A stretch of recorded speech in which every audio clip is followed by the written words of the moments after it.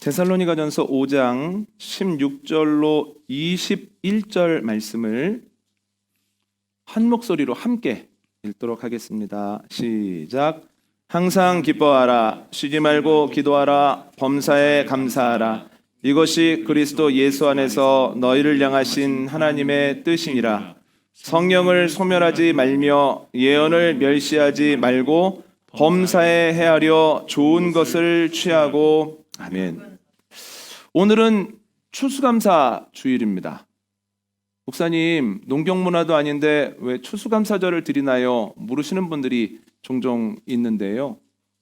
어린이가 늘 소중하지만 어린이 주일을 통해서 어린이를 주신 하나님, 그리고 하나님이 주신 어린이라고 하는 사명 어떻게 감당해야 하나 생각하는 것처럼, 또한 어버이 은혜에 잘 반응해야 된다고 하는 것은 알지만 어버이 주일을 통해서 아하, 효도는, 부모님 공경은 하나님의 명령이구나 라고 하는 것을 기억하는 것처럼, 추수감사절을 통해서 매번 감사가 있지만 그래도 하나님께서 우리에게 허락하신 감사의 열매들을 생각하고, 또한 우리가 놓친 감사는 없는지 또 점검하고, 또한 감사란 무엇이고 어떻게 감사하는 것이 옳은지를 고민해 보는 것이 바로 추수감사절의 유익입니다.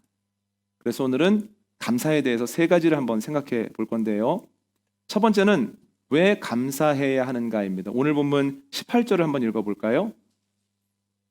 성경을 펴시고 오늘 본문 18절 저희가 함께 읽습니다. 시작. 범사에 감사하라. 이것이 그리스도 예수 안에서 너희를 향하신 하나님의 뜻이니라. 아멘. 동일한 구절을 공동번역으로 읽어볼 텐데요. 공동번역은 화면을 한번 보시죠. 함께 읽습니다. 시작. 어떤 처지에서든지 감사하십시오. 이것이 그리스도 예수를 통해서 여러분에게 보여주신 하나님의 뜻입니다. 아멘. 감사하는 것이 하나님의 뜻입니다.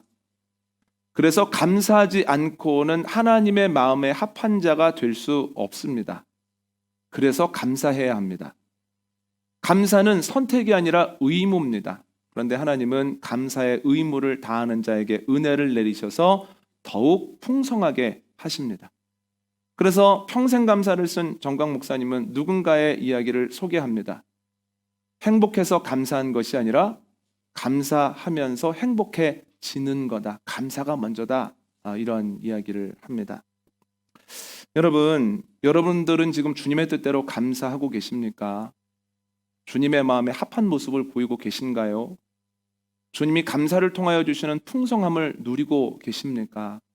주님의 뜻임을 알고 감사로 나아가고 감사를 통해서 주어지는 풍성함을 누리는 은혜가 저와 여러분에게 있기를 원합니다.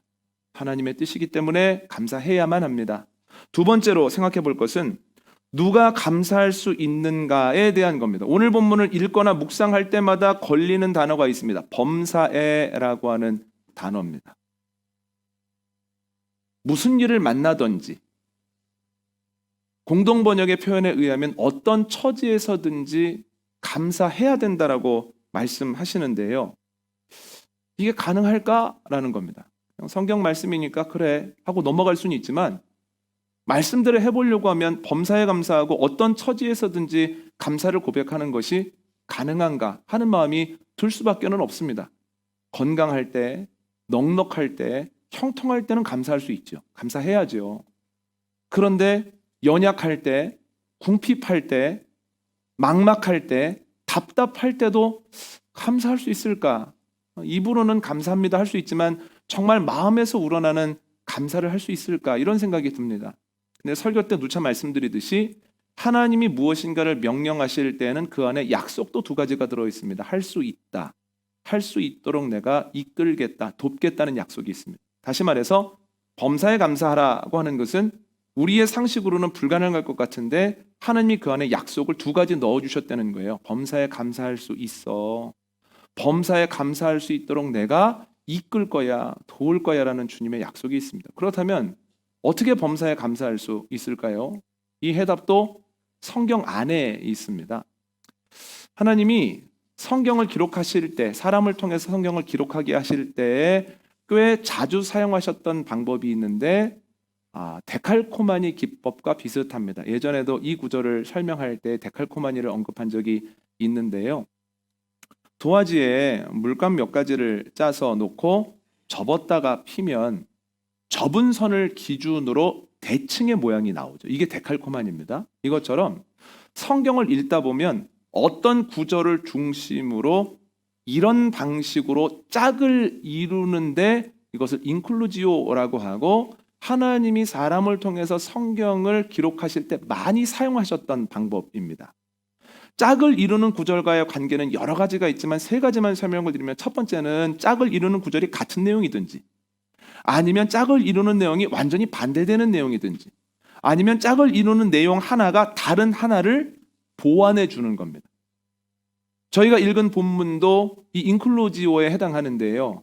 그런데 세 번째 경우에 해당합니다. 한번 화면을 보시죠.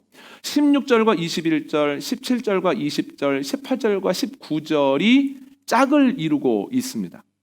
그런데 어떤 관계를 맺고 있냐면, 앞에 있는 것이 가능하기 위해서는 짝을 이루는 뒤에 것들을 해야 된다는 거예요. 가령 16절에 나오는 것처럼 항상 기뻐하기 위해서는 21절에 나오는 것처럼 범사에 헤아려 좋은 것을 취해야 한다는 거예요. 그럴 때만 항상 기뻐할 수 있습니다.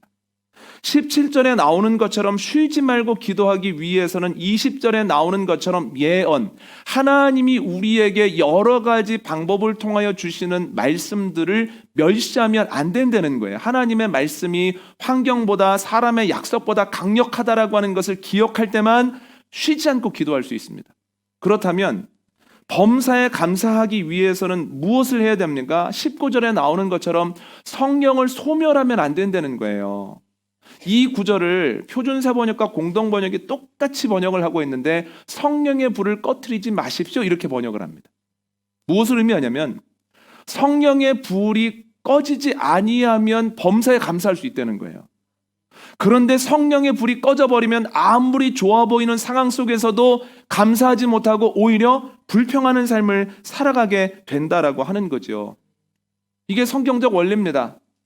감사는 환경이나 조건에 있지 않고 성령의 여부, 성령의 충만함의 여부에 있다는 거예요. 그런데 경험해보니 실제로 그렇습니다. 어떤 분들을 보면 건강할 때는 감사하지 않고 늘 불평하거나 그냥 무덤덤하게 지나갑니다. 그런데 갑자기 연약함을 경험하고, 그때 하나님을 바라보고 하나님의 은혜를 경험하고 거룩함 가운데에서 충만해지면 건강할 때도 하지 못했던 감사의 고백을 올려드리더라는 거예요. 건강해서 감사한 것이 아니라 그 안에 성령님이 임재하셨을 때 감사하게 되는 거죠. 물질도 마찬가지입니다. 풍족했을 때는 오히려 더 욕심내고, 풍족하지 못한 사람들을 보면서 아유 좀 게으른가 봐 하고 멸시하던 사람들도, 본인이 궁핍함을 경험하는 가운데 하나님을 더 깊이 만나서 오히려 하나님의 은혜가 나에게 충만했었구나, 지금도 나와 함께 하시는구나, 주님께 감사할 수 있다라고 하는 거죠. 그래서 우리 안에 감사가 없고 불평이 자꾸만 나온다면, 내가 조건이 안 좋구나, 요즘 좋은 일이 나에게 일어나지 않는구나라고 생각하면 안 되고, 내 안에 성령의 불이 꺼졌구나, 우리 가정에 성령의 불이 꺼졌구나, 우리 교회에 성령 충만함이 사라졌구나 하면서 어찌하면 성령의 불을 다시 붙일 수 있을까? 어떻게 하면 우리 가정 안에 성령의 충만함을 경험할 수 있을까? 예배 자리로 나가야 되겠구나, 기도해야 되겠구나, 말씀 붙들어야 되겠구나 하는 결단을 할 수 있다라고 하는 거죠. 여러분, 성령 충만할 때 감사할 수 있습니다. 저와 여러분의 심령에, 가정에, 또한 교회에 성령 충만함이 있기를 원합니다. 그랬을 때 늘 감사가 고백되어지고 감사로 인하여 풍성하게 되어지는 은혜가 저와 여러분에게 있기를 원합니다. 세 번째 나눠볼 것은 무엇으로 감사하게 될까라고 하는 겁니다. 성령에 충만한 사람들은 다 감사하거든요. 그러니까 어려운 일이 있을 때도 기어이 다행이라고 하는 걸 찾아내서 감사합니다. 다쳐도 더 다칠 수 있었는데 감사하네 이러거든요. 꼬맹이들이 아니라 차라리 나한테 생채기가 나서 감사하네. 그러니까 성령에 충만하면 감사로 받지 못할 것이 없습니다. 그런데 그 중에서도 보편적으로 저희가 감사해야 되는 이유가 있습니다. 두 가지만 나눠보려고 하는데, 첫 번째는 뭐냐면 시작을 생각하면 감사하게 됩니다. 전광 목사님의 평생 감사, 감사라는 책에 나오는 구절을 읽어드리는데요. 잘 들어보시기를 바랍니다. 감사는 무에서 시작해야 한다. 무에서 출발하면 모든 것이 감사하다. 옷 한 벌, 밥 한 끼, 숨 쉬는 공기, 따스한 햇빛, 아름다운 자연, 이 모두가 감사의 조건이 된다. 저는 감사가 무에서 시작된다라고 하는 말에 전적으로 동감합니다. 이거 나한테 없었던 건데, 옛날에는 못 가지고 있었던 건데 하는 생각을 하면 그 물건을 볼 때마다 너무 감사합니다. 대표적인 것이 휴대폰입니다. 저는 전화기 한 대를 놓기 위해서 어마어마한 물질과 시간이 필요했던 적색전화, 백색전화 시대를 지난 건 아닙니다. 그 이후 세대입니다. 그런데 생각해보면 아주 어렸을 때는 가가호호 전화가 있었던 것 같지는 않습니다. 그래서 전화가 오면 옆집을 부르죠. 누가 막 전화 왔었고 막 불이 나게 달려가고 이랬던 기억이 어린 시절 기억에 있습니다. 그런데 초등학교 한 2학년, 3학년 정도 됐을 때 친구들 집에 다 전화기가 있었던 것을 보면 그때쯤에는 집집마다 전화기가 있었던 것 같습니다. 그런데 대학교를 들어갔더니 참 신기한 기계가 나오더군요. 삐삐라는 기계인데요. 공중전화에 20원을 넣고 전화번호를 남기면 그 사람이 어디 있건 간에 그 삐삐 기계에 내가 남긴 전화번호가 도착을 하는 겁니다.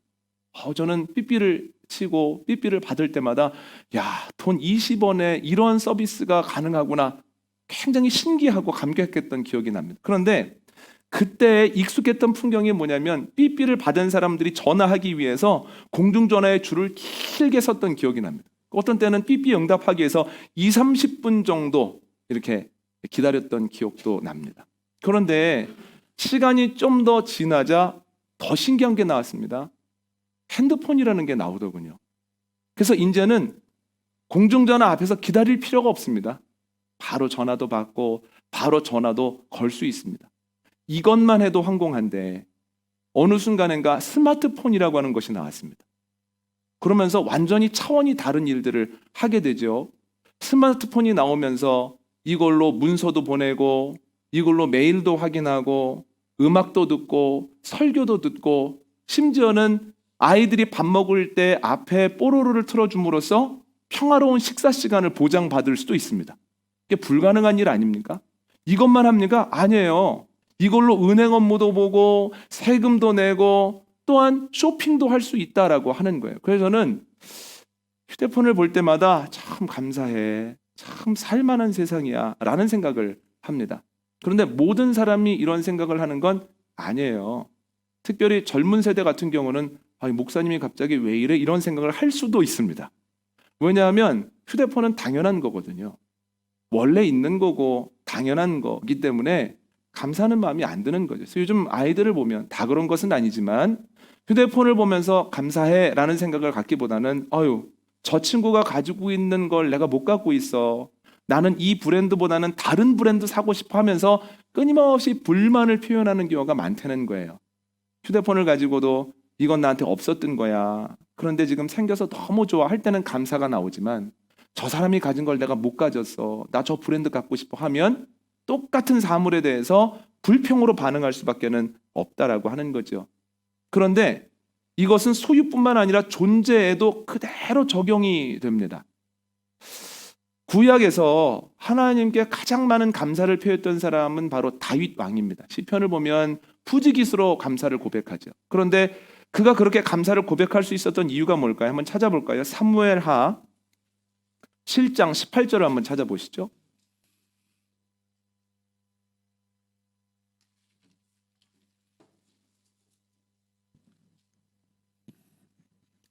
사무엘하 7장 18절 말씀은 구약성서 474면 즈음에 있습니다.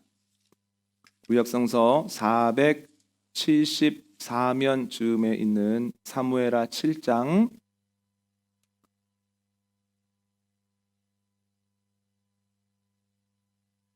18절입니다. 사무엘하 7장 18절 말씀 저희가 한 목소리로 천천히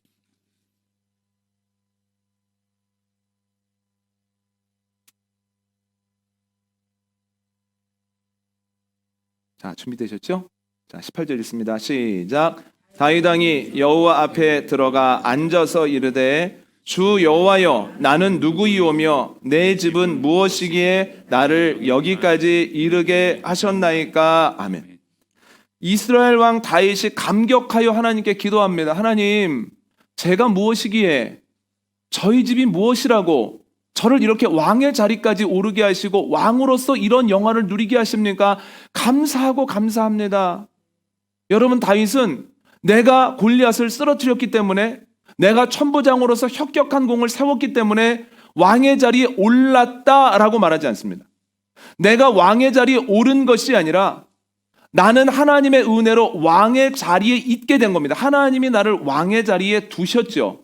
왜 그런 고백을 할 수 있냐면, 본인을 골리앗을 쓰러뜨린 영웅이나 천부장의 역할을 감당했던 그런 용장으로 생각을 한 게 아니라 아무것도 아닌 사람이었다라고 하는 것을 기억하는 거예요. 본인의 집은 아무것도 없는 집안이었습니다. 내세울 게 아무것도 없습니다.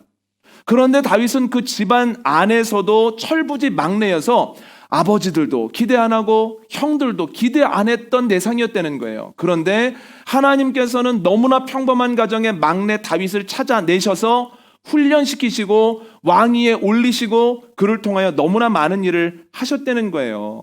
야, 우리 집안은 아무것도 아닌데, 나는 그 중에서도 작은 자 중에 작은 자였는데, 아무것도 아니었는데 하나님이 이렇게 하셨구나 라고 하는 것을 기억할 때마다 다윗 안에 감격스러움이 있었다는 거예요. 이거 없었던 건데 하면 감사가 나오는 것처럼 나는 아무것도 아닌 사람인데를 고백할 때 존재에 대한 감사가 나옵니다. 그런데 반대 경우도 있습니다. 말씀 찾아볼까요? 에스더 3장 5절로 6절 찾아보겠습니다. 구약성서 753면에 있습니다. 에스더 3장 5절로 6절은 구약성서 753면 즈음에 있습니다. 에스더 3장 5절과 6절 말씀입니다. 함께 읽습니다. 하만이 모르드게가 무릎을 꿇지도 아니하고 절하지도 아니함을 보고 매우 노하더니 그들이 모르드게의 민족을 하만에게 알림으로 하만이 모르드게만 죽이는 것이 부족하다고 생각하고 아하스웨로의 온 나라에 있는 유다인 곧 모르드게의 민족을 다 멸하고자 하더라. 아멘. 아시는 것처럼 에스더서는 바사 제국의 수산궁에서 일어나고 있는 일을 기록하고 있습니다. 에스더서가 기록되어졌을 때 그 배경일 때에 아하스웨로 왕이 왕이었고 그때 명실공히 2인자는 하만이라는 사람입니다. 왕의 총애를 받았기 때문입니다. 거대한 바사 제국에서 수많은 사람들 위에 섰다라고 하는 것이 얼마나 감사한 일입니까? 그런데 에스더서를 읽어보면 하만이 결코 행복하지 않더라는 거예요. 마음에 분이 가득하더라는 거예요. 그 이유가 무엇입니까? 모든 사람이 인사를 잘하는데 모르드게라고 하는 사람만 삐딱하게 인사하더라는 거예요. 삐딱하게 인사하는 모르드게 때문에 이 마음이 행복하지 않고 이 마음에 분이 가득하여서 어떻게 모르드게를 혼내줄까? 계속 그 생각만 그의 머릿속에 있었다라고 하는 거죠. 여러분, 다 인사합니다. 한 사람만 인사를 삐딱하게 할 뿐입니다. 그러면 넘어갈 수 있는 일 아닙니까? 아니, 그런데 왜 모르드게에 집중해서 이렇게 스스로의 불행을 만들고 불평하는 겁니까? 그 이유는 간단합니다. 스스로 하만이 높은 자라고 생각하기 때문이에요. 나는 태어날 때부터 높은 사람인 것처럼 모든 사람들이 나에게 절하는 것이 당연한 것처럼 생각했을 때 사람들이 나에게 인사한다라고 하는 사실에 감사하기보다는 단 한 사람이 인사를 삐딱하게 한다는 사실에 집중하고 이 마음에 행복감이 없더라는 거예요. 나는 높은 사람이야. 나는 이 정도 사람이야. 나는 이 정도는 당연히 누려야 돼. 라고 하는 교만함이 있을 때 그의 마음에는, 그의 마음의 눈은 넘치는 것보다는 부족한 것 하나에 집중하는 경향이 있다라고 하는 거예요. 그럼 여러분, 불평은 어디에서 옵니까? 내가 대단하다는 착각에서 옵니다. 감사는 나는 아무것도 아닌데에서 오고 불평은 나는 대단한 사람이야에서 오죠. 성경은 이에 대해서 뭐라고 얘기를 할까요? 창세기 한번 찾아볼까요? 창세기 2장 7절을 함께 보겠습니다.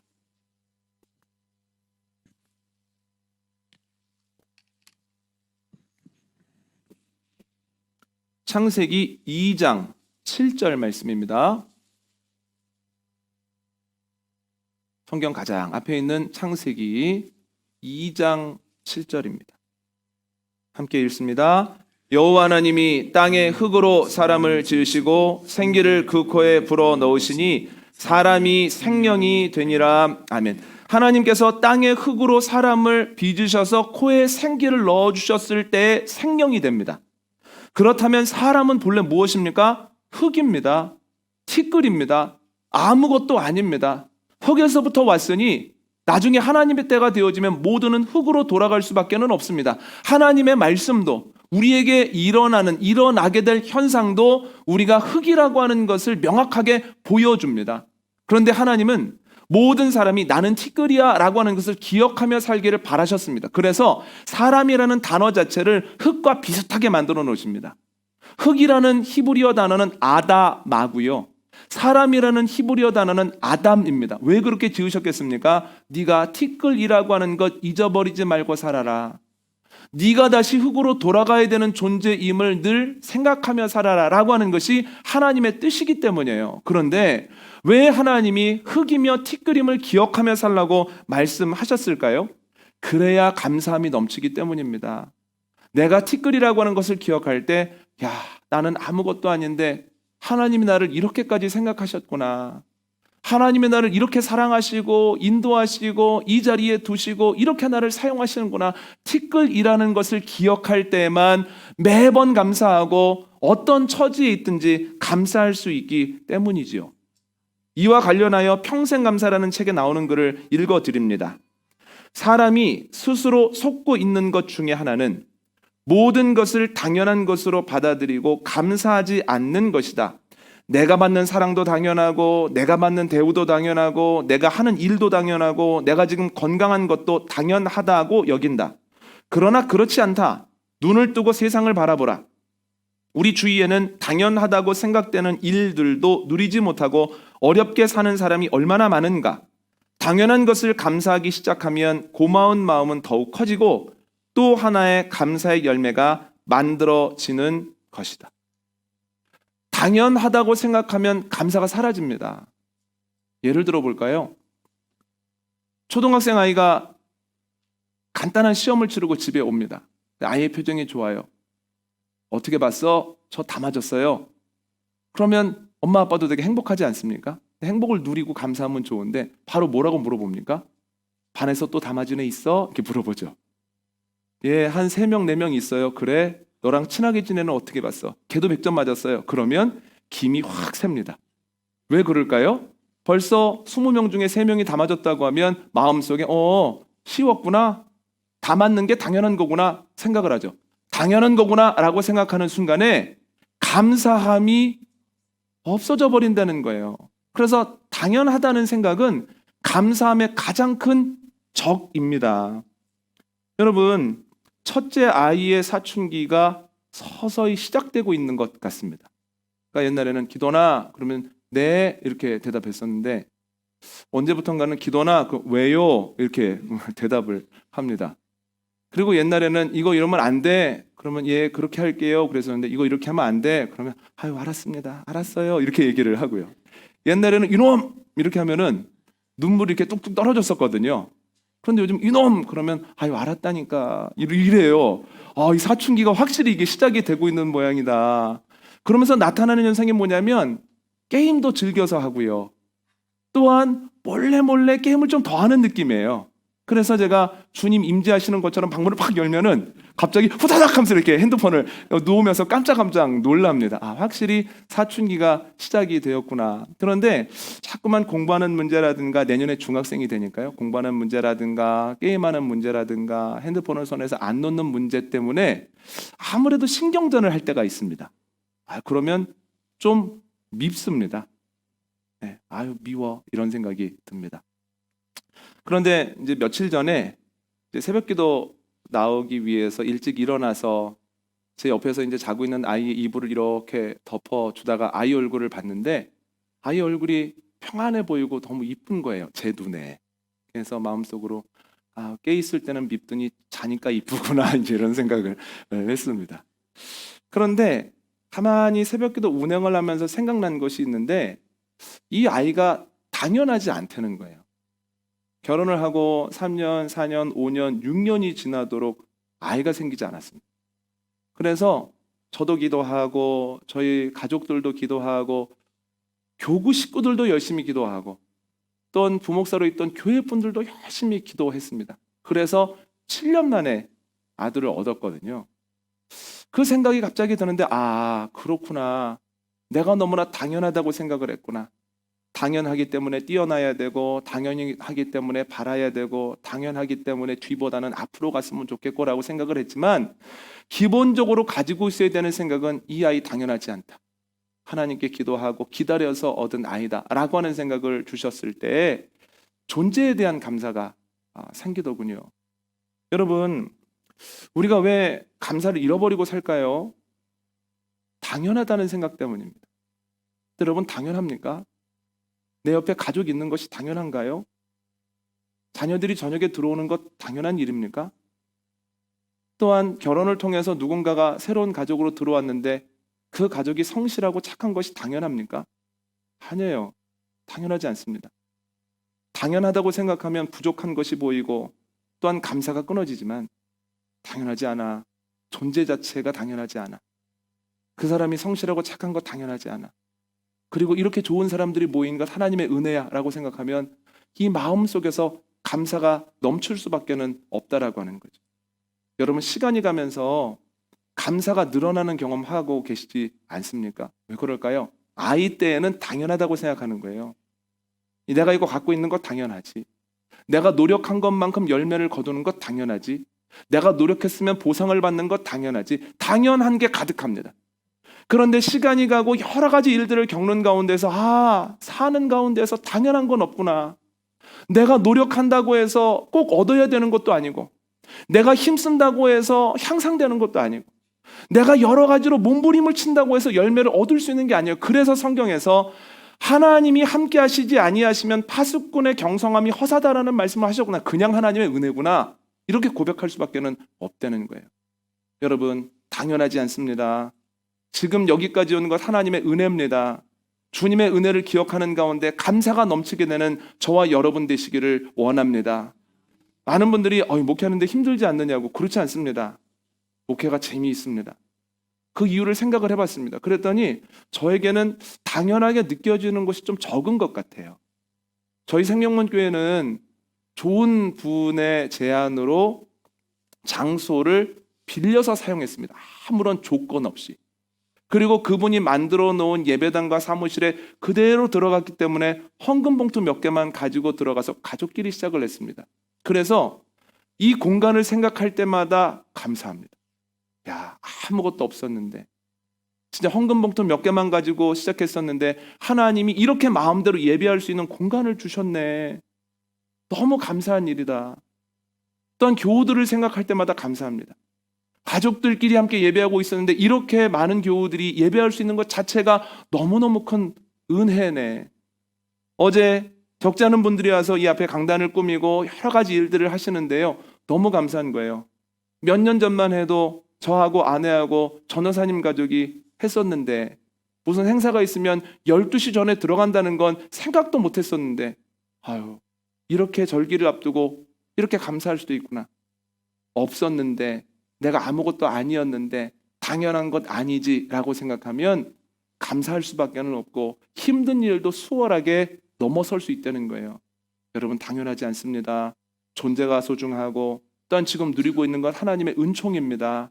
이것을 기억하면서 나아가는 저와 여러분 되시기를 원합니다. 두 번째로 무엇에 감사하냐면 승리를 확신하며 감사합니다.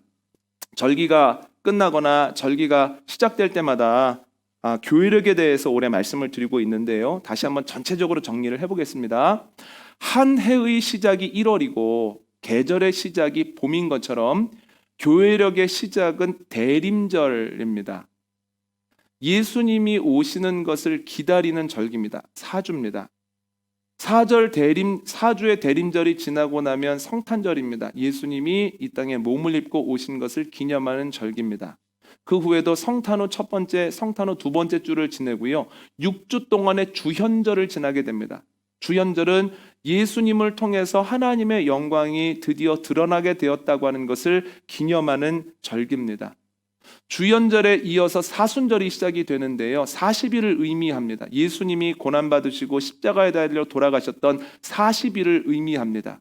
사순절 마지막 주일을 고난주간이라고도 하고, 고난주간의 금요일을 성금요일이라고 하며, 성금요일 다음 날 주일을 부활절이라고 합니다. 죽음의 권세를 이기시고 3일 만에 부활하셨기 때문입니다. 그리고 부활절을 포함하여서 7주 동안을 부활절기로 지냅니다. 그렇게 되면 50일이 지나거든요. 부활절로부터 50일이 되는 날을 오순절이라고도 하고 성령 강림절이라고도 합니다. 그때부터 성령 강림절기가 시작이 되어지는데, 성령 강림절기는 주님께서 약속하신 성령과 더불어서 하나님의 사람들이 어떻게 사는가를 기념하는 절기가 성령 강림절기라고 하는 거예요. 여러분, 성령 강림절기의 마지막 주를 뭐라 그러냐면 왕국주일이라고 합니다. 그러니까 오늘이 성령 강림절기의 마지막 주일이자 왕국주일이라는 거예요. 그런데 왜 왕국주일이라는 이름이 붙었냐면, 성령과 동행하는 가운데 살았던 사람들이 결국 어떻게 되냐면 왕이신 하나님을 만나게 되고, 왕이신 하나님이 만들어 놓으신 그 하나님의 나라에 입성하게 되어질 것을 기대하는 가운데에서 성령 강림절의 마지막이 왕국주일이라는 거예요. 그래서 우리의 결론은 무엇입니까? 최후 승리입니다. 왕이신 주님을 만나는 겁니다. 왕이신 하나님의 나라에 입성하는 겁니다. 그렇게 교회력의 1년이 끝나게 되고, 그 왕국주일 다음 주는 또 예수 그리스도의 오심을 기다리는 대림절 첫 번째 주다라고 하는 거예요. 그럼 다음 주가 대림절 첫 번째 주가 됩니다. 여러분, 우리는 절기상으로 보면 성령 강림 절기를 지나고 있습니다. 나타나는 현상이 똑같습니다. 성령을 받았던 제자들과 사도들을 한번 생각해 보세요. 그들이 성령을 받은 이후에 유대인들에게 미움을 받기도 하고, 박해를 받아서 교회가 흩어지기도 하고, 또한 순교를 당하기까지 했습니다. 우리도 마찬가지입니다. 지금 우리가 신앙생활을 한다라고 하는 것 자체가 언제부턴가 주눅드는 일이 되기도 하고, 사람들에게 미움을 받는 요소가 되기도 합니다. 신앙적인 이야기를 하면 사람들이 좋아하지 않습니다. 때로 그것이 핍박을 받는 요소가 되기도 하지요. 아, 그렇구나. 우리가 성령의 인도하심을 따라 사는 가운데에서 이러한 일들을 겪을 수도 있고 겪어야만 하는 거구나. 그런데 그때 기억해야 되는 게 있습니다. 성령을 따라 살던 신앙의 선배들은 어떻게 되었습니까? 어려운 일이 없었던 것은 아니지만 결국 어려운 일들을 이겨냈죠. 성령으로 인하여 승리했을 뿐만 아니라 그들의 교회가 핍박받아 흩어졌으나 그것은 복음이 예루살렘에서 머물지 아니하고 전 세계로 퍼지게 되어지는 시발점이 되었고, 또한 그들이 당당하게 순교당하는 모습은 아하, 정말 저 사람들이 부활을 믿는구나 라고 하는 것을 사람들에게 보여줬다는 거예요. 그래서 성령을 따라 사는 것은 쉽지 않으나 그러나 최후 승리한다. 주님께서 예비하신 그 집에 가게 된다라고 하는 것을 우리가 기억해야 됩니다. 우리도 마찬가지입니다. 어려운 일을 때때로 만납니다. 서글픈 일도 경험하고요, 속상한 일도 경험합니다. 그러나 기억해야 되는 게 있습니다. 성령님을 따라 살아가면 지금 어떤 일을 경험하건 간에 우리는 최후 승리를 거두게 될 것이고, 주님이 우리를 위해서 예비하신 거처에 들어가게 될 것입니다. 지금 어려워도 그래, 어차피 이긴 싸움이야, 최후 승리하게 돼, 하나님의 나라에 가게 될 거야 라고 하는 것을 기억하면 일이 일비하지 아니하고 감사할 수 있다는 거예요. 여러분, 그 승리에 대한 믿음 가지고 어떤 일을 만나든지 기대하고 어떤 일을 만나든지 감사하는 그 은혜가 저와 여러분에게 있기를 원합니다. 오늘 말씀 정리하겠습니다. 오늘은 추수감사절을 맞아서 감사에 대해서 생각을 해봤습니다. 세 가지인데요. 첫 번째는 왜 감사해야 될까요? 감사하며 사는 것이 하나님의 뜻이고, 감사하는 삶이 하나님을 기쁘시게 하기 때문이에요. 어떻게 감사할 수 있을까요? 어떤 사람이 감사할까요? 성령에 충만할 때, 성령에 충만한 사람이 감사합니다. 그러므로 감사는 환경이나 조건의 문제가 아니라 성령 충만함에 대한 문제입니다. 감사함이 없을 때, 불평할 때 우리는 아하, 어찌 성령의 불을 되살릴고 어떻게 하면 성령에 충만할 수 있을 거를 고민하고 힘써야 된다는 거예요. 세 번째는 무엇으로 감사할 수 있을까요? 성령의 사람은 내가 아무것도 아니었음을, 나는 티끌에 불과함을 기억할 때에 감사합니다. 주님, 내가 무엇이기에 이런 은혜를 주십니까? 감사할 수밖에 없습니다. 또한 성령의 사람은 마지막 최후 승리를 생각하며 감사합니다. 성령을 따르는 삶에 많은 어려움들이 있고 고난이 있지만 결국 승리하게 될 것이라고 하는 것을 확실히 믿을 때 감사할 수 있죠. 여러분, 티끌이었던 나, 그러나 은혜 주신 하나님을 생각하며 감사하고 어려운 일이 있을지라도 결국은 승리하게 될 것을 기억하며 감사가 넘치는 복된 삶을 살아가시기를 원합니다.